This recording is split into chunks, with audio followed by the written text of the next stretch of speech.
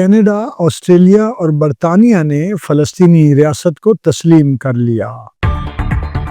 اسرائیلی وزیر اعظم کا امریکہ سے واپسی پر جواب دینے کا اعلان۔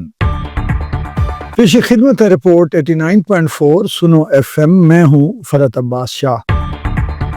بین الاقوامی خبر رساں ادارے کے مطابق کینیڈا، برطانیہ اور آسٹریلیا نے ایک تاریخی اقدام کے تحت فلسطینی ریاست کو باضابطہ طور پر تسلیم کرنے کا اعلان کر دیا ہے۔ اس فیصلے کو عالمی سیاست میں ایک بڑے موڑ کے طور پر دیکھا جا رہا ہے، کیونکہ مغربی دنیا کے اہم ممالک نے پہلی بار کھل کر فلسطینی عوام کے حق کے خود ارادیت کی حمایت کی ہے۔ اس اعلان کے بعد اسرائیلی وزیر اعظم بنیامین نتن یاہو نے فوری رد عمل کے طور پر صرف اتنا کہا کہ امریکہ سے واپسی پر جواب دیا جائے گا۔ امریکہ کے دورے سے واپسی پر جاری کیے گئے اپنے ایک ویڈیو پیغام میں نتن یاہو نے کہا کہ 7 اکتوبر کے واقعات کے بعد فلسطینی ریاست کو تسلیم کرنا دہشت گردی کو ایک بڑا انعام دینے کے مترادف ہے۔ تجزیہ کاروں کے مطابق یہ پیش رفت نہ صرف مشرق وسطی کی صورتحال پر براہ راست اثر ڈالے گی بلکہ